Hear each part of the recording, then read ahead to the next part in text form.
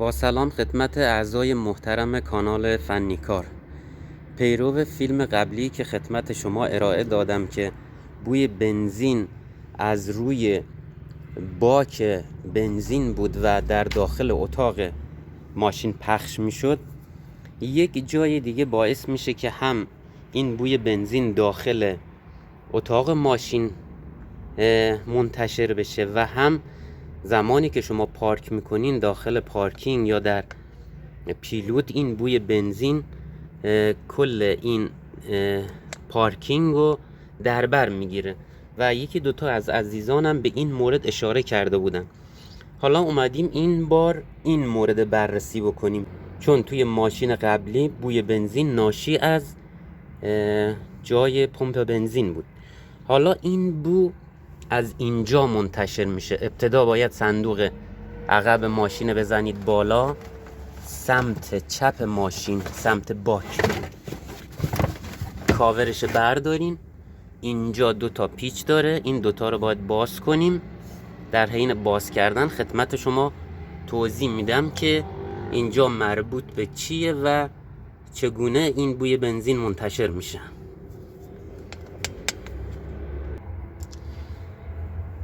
خب عزیزان، برای دسترسی به این قطعه‌ای که خدمت شما توضیح دادم که در پشت این قرار گرفته، ابتدا باید این دوتا پیچ 10 رو باز بکنیم.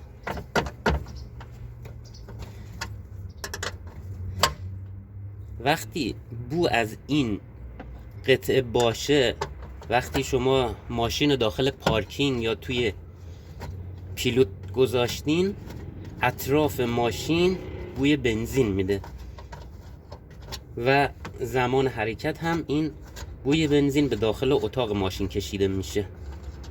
فرق این با باک همینه. این قطعه پشت این قرار گرفته، اینو باز میکنیم به این صورت. اینم معلوم شد که این شلنگش کلا جدا شده، اصلا نیومد بیرون.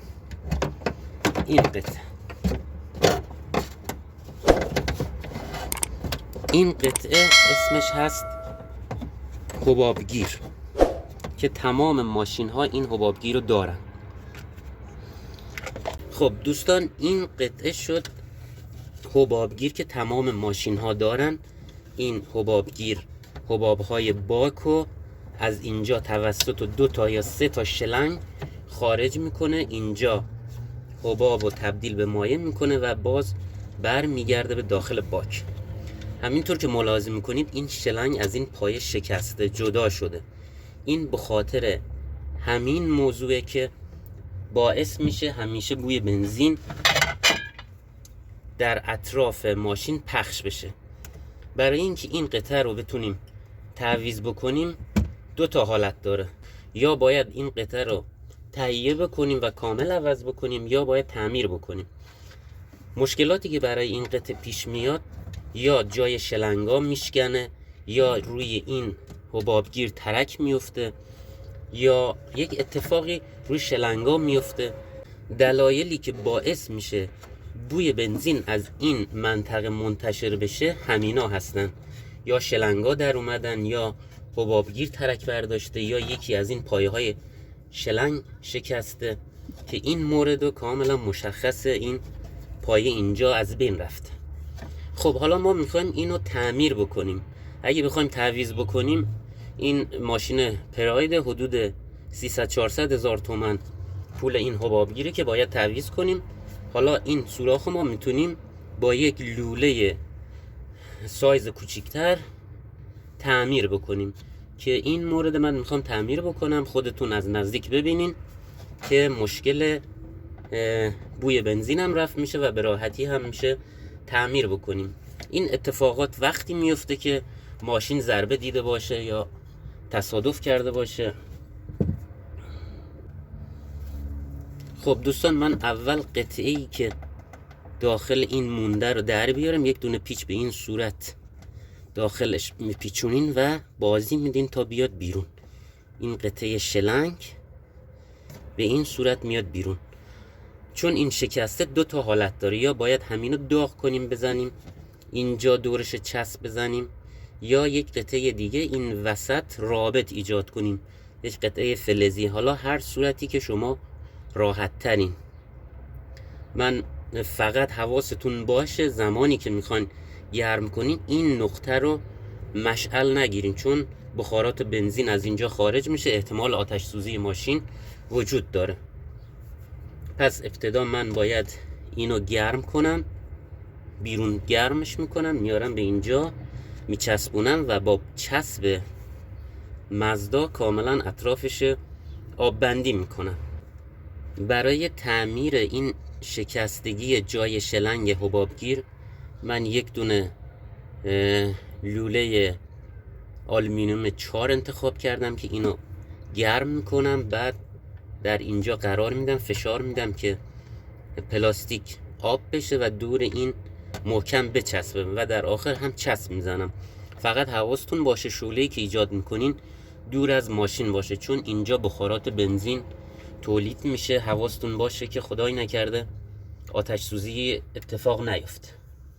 خب دوستان، من این لوله رو کاملا داغ کردم. حالا تو این قسمت شکستگی فشار میدم که بره تو خورد پلاستیک و دورش کاملا با چسب سیل میکنم که هیچ نشتی نداشته باشه. به این صورت.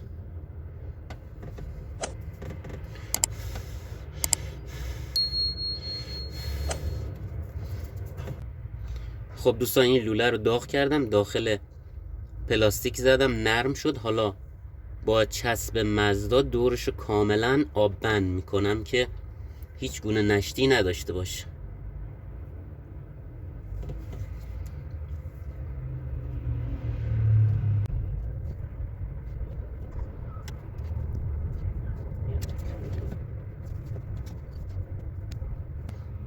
برای اینکه چسب مزدا رو بتونی به این صورت صاف در بیارین، مقداری نوک انگشتتون رو آب دهن بزنین، میشه راحت تر اینو صاف بکنی. در غیر این صورت به دستتون میچسبه، دیگه نمیتونین کاری انجام بدین. حالا اجازه میدیم کاملا این خشک بشه و لولهش رو سر جاش میبندیم. خب دوستان، چون این لوله‌ای که ما جا زدیم قطرش از لوله خودش کوچیک‌تره، احتمال داره داخل این شلنگ لق باشه. به خاطر همین دور لوله رو با چسب مزدا و نوار تفلون ضخیم‌تر میکنیم که بتونیم راحت داخل شلنگ قرار بدیم بدون اینکه نشتی داشته باشه یا بدون اینکه لقی داشته باشه. به این صورت نوار بپیچین، ضخامتش بیشتر بشه تا بتونیم شلنگ جا بزنیم و کاملا آب بند بشه. نوار تفلون رو وقتی با چسب بپیچین خیلی محکم و سفت میشه.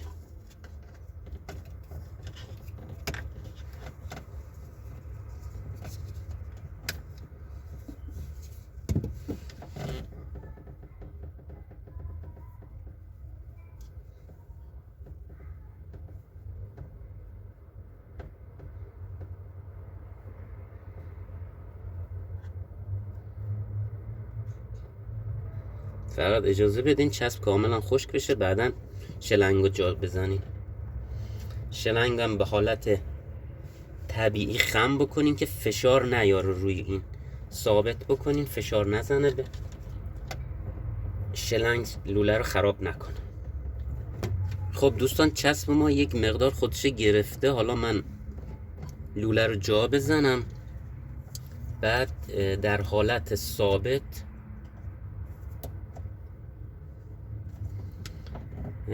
لوله رو جا بزنم و هنوز قبل از اینکه کاملا خشک بشه ثابتش بکنم که روی چسب ما ترک نیفته، چون یک مقداری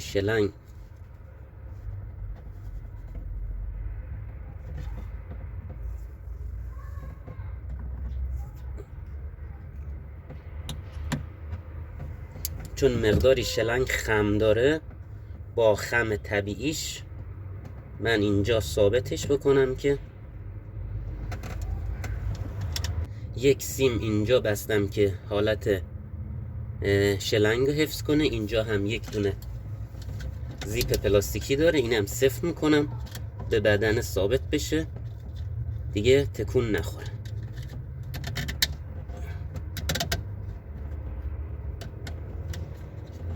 اینم به این صورت ثابت میشه و اجازه میدیم چسب ما کاملا خشک بشه و کار ما تموم. برای اینکه مطمئن بشیم دور اینم یک مقدار دیگه چسب میزنیم. حالا چون شلنگو جا زدیم احتمال داره یک مقداری اینجاها ترک بیفته، دوباره چسب میزنیم و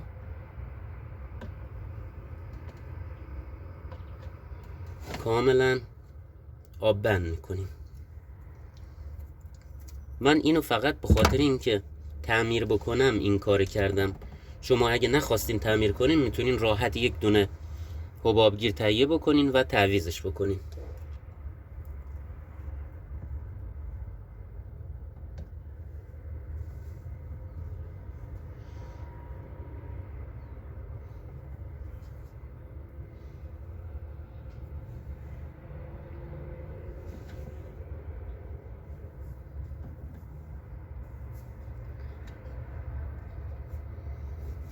خب اجازه دادیم کاملا چسب ما خشک شد، لولمون ثابت شد. حالا سر جاش قرار میدیم و کاملا صفر میکنیم.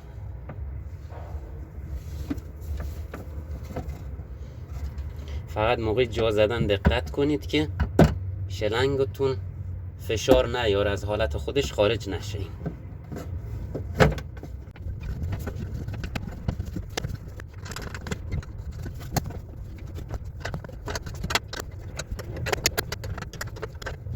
عزیزان اینم تعمیر حبابگیر ماشین. امیدوارم از این آموزشم لذت برده باشین و بتونین کارهای ساده و خیلی مهم به راحتی خودتون انجام بدین بدون اینکه به مکانیک مراجعه بکنین. با تشکر از حسن توجه شما عزیزان گرامی.